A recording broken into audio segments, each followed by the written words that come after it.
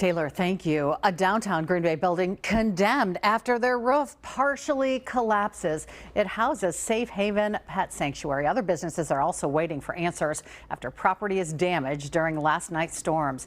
Mary Piacenti was downtown today, and she has more on the sweeping damages across Green Bay. Mary. Cammie, the damage doesn't look too bad down here on Broadway, but a bird's eye view of the building tells a very different story. Now, Safe Haven Pet Sanctuary had over 100 volunteers here after the collapse last night. So many that they had to clear the sidewalk at one point to let the fire department in to get their cats.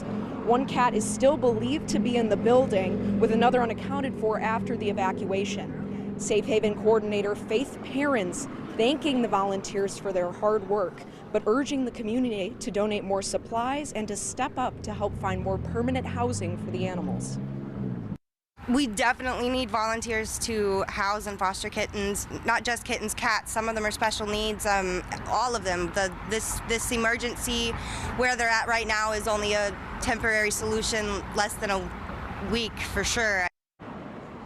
But Safe Haven isn't the only business in this building that came out scathed. New Day Women's Center is a door down from Safe Haven. The charity that supports women in need is not allowed back in their building pending inspection, and the city has no timeline for when they will be allowed back in. Executive Director Angela Cheslock waiting for answers and saying local women are missing out in the meantime. We are supposed to be the place that helps with that and provide basic needs and the supports that they need, and it's just not, one more case of instability is not what they need at this time, so we're very anxious to see our doors open again.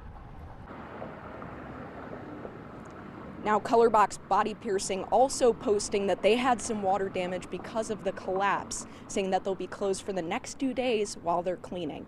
If you want to support either New Day or Safe Haven, go to their Facebook pages. Cammie?